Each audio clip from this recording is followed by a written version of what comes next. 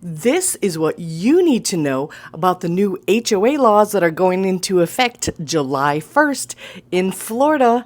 Hi, my name is Amy Brown. I'm a realtor in Orlando. If you're looking to buy or sell in the Orlando area, please don't hesitate to reach out. I'd love to assist you. Now let's dive right in.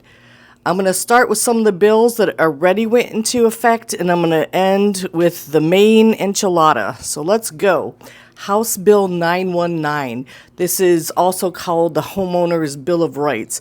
This went into effect October 1st, 2023, and this is due to many HOAs that were fraudulently scamming their owners, some cases out of millions of dollars. In particular, there was a case in Miami, and HOA board members were arrested for fraud. So what this bill means to you and I is an HOA must email or mail a warning to residents before they can fine them. Let me give you an example. If you leave your trash can out for 3 days, you might get a written warning, and then it would now give you sufficient time to correct the situation so that you didn't get an immediate fine. So that's a big difference. Now, I have a love and hate relationship with HOAs.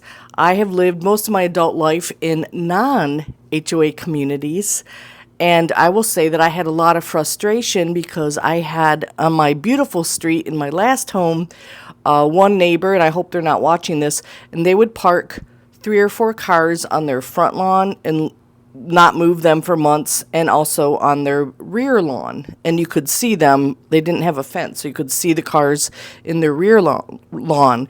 And there was nothing wrong with that per the county. And since we didn't have an HOA, there was nothing I could do, and it looked horrible.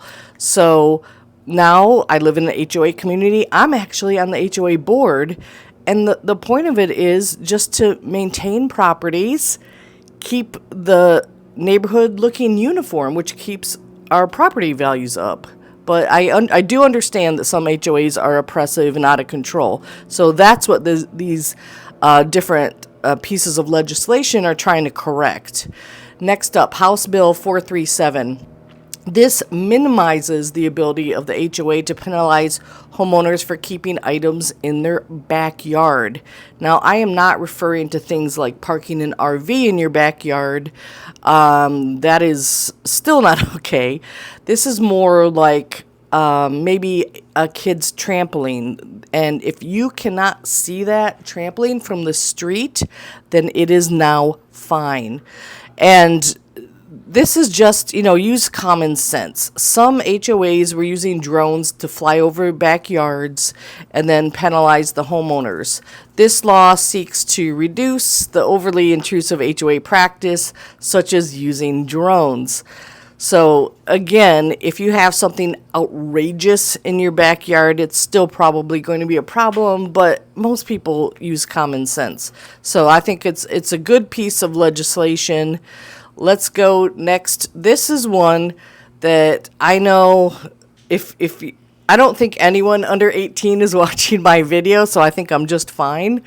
But I know I would get some hate in the comments because I love this bill. This is House Bill 949, the golf cart law. This requires those under 18 years old to either have a learner's permit, which is typically given out about when you're 15 or 16, or if you're 18 years or older, you have to have a driver's license. And of course, your golf cart has to be street legal. So I think this is great. There were too many times that really young kids were just driving around the neighborhood and cutting people off, and just making a very dangerous situation, not only for themselves, but other drivers. So I think this is wonderful, but I know those 13-year-olds out there that want to go around on a golf cart are probably not too happy. Okay, next up, House Bill 979. It's the Florida Estoppel fee elimination.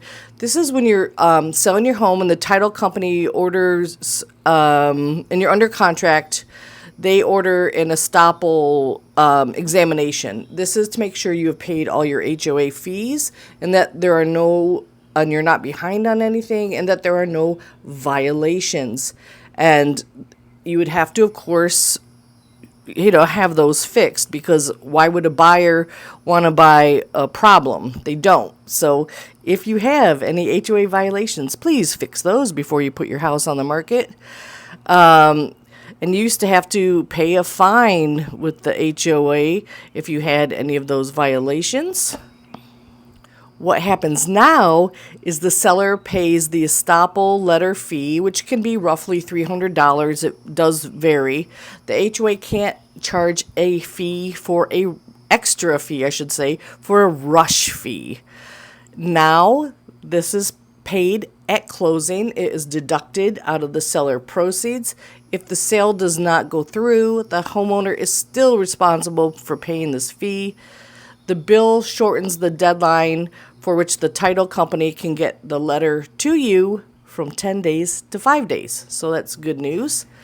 Senate Bill 252. This law was enacted during COVID. It has now been expanded and extended. This is regarding restrictions on businesses placed on individuals with COVID and their individual decisions regarding COVID.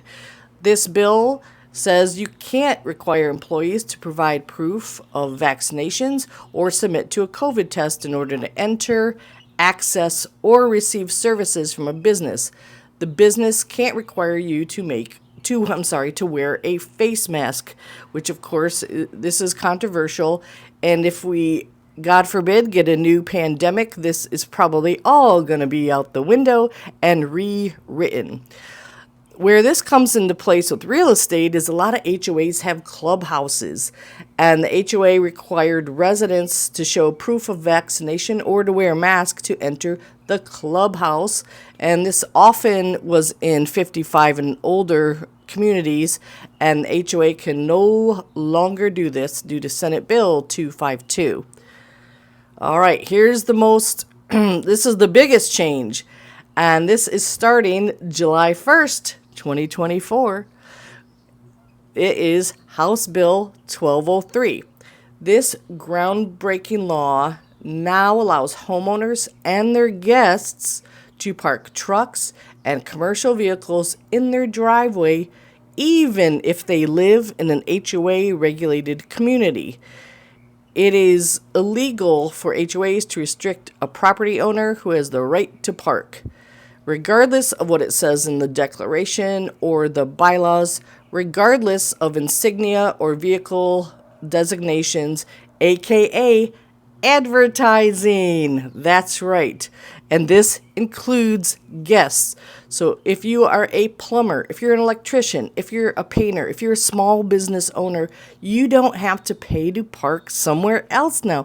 You can park in your own driveway. Now, if you live in a condo, that's a whole different universe, and this doesn't apply. They have special situations for condos. For a small business owner, this is really good news. This is amazing news and just makes their lives so much easier. You can just park in your driveway, go in your house. Of course, there are people that are going to not like this bill and think that a neighborhood filled with commercial vehicles with advertising on the signs is going to detract from the property values. But the state of Florida says, too bad, so sad. So yeah, that's starting July 1st, 2024.